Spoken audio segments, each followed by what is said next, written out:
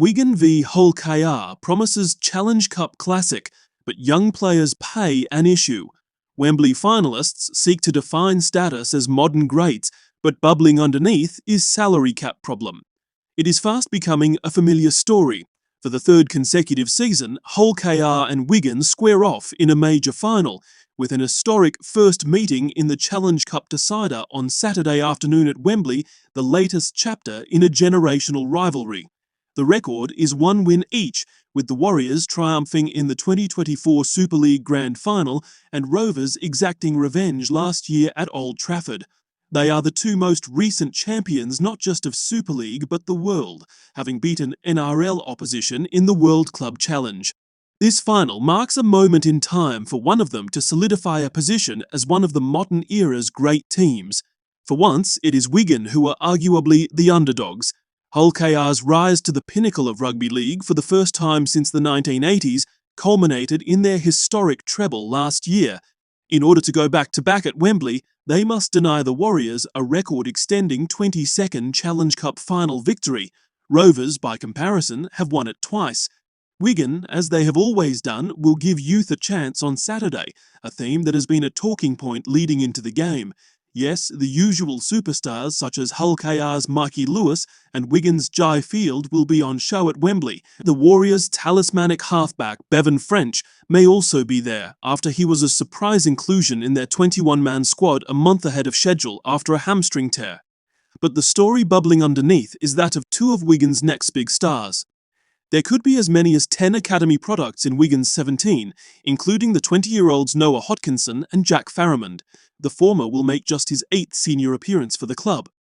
But Super League salary cap rules mean the pair could dominate the sport's biggest game while earning, in relative terms, a pittance. The rules dictate that any player under 21 earning £30,000 or under does not count on the £2.1 million limit. In effect, it means that in order to spend the cap on high-profile talent elsewhere, clubs are forced into underpaying their best young players, and when they turn 22, a decision has to be made on whether to keep them or let them go.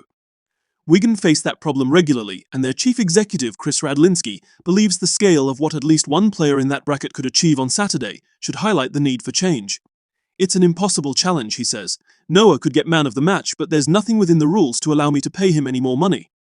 For context, any player in the 30-man squad of teams in Australia's National Rugby League must be paid a minimum of US dollars $135,000, about £70,000, irrespective of age. Super League has long struggled with its best players going to the NRL, but the cap rules mean younger, unproven players are now taking a chance and moving too, or worse, walking away from the sport altogether.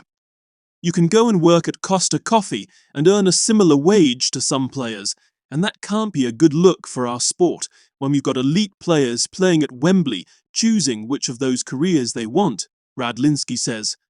Another story to follow is the journey of the opposition. Bottom of Super League 6 years ago, Hull KR are world champions, the favourites going into this final, and in a different position as the hunted rather than the hunters. Despite winning their first trophies in 40 years last season, their hunger has not waned. We've only done it for 1 year, and clubs like Wigan have done it for decades, their chief executive Paul Lakin says. Good teams do it once, great teams do it multiple times, and we're aware of that. There's only been one trophy to win this year, the World Club Challenge, and we won it. This is the second one, and we want the lot again, but everyone wants to stop us. I think we're more relaxed in that respect, but we're going for the double here in terms of Wembley wins. Rarely has there been a cup final with two teams at the peak of their powers quite like this. It has come at an opportune time, with Super League aiming to sell itself to not just the NRL, but potential broadcasters with a new TV deal for 2027 still in negotiation, and two of the game's heavyweights doing battle at Wembley. Scratch beneath the surface, and there are narratives and talking points aplenty, but even just on face value, this final has the makings of a Wembley classic.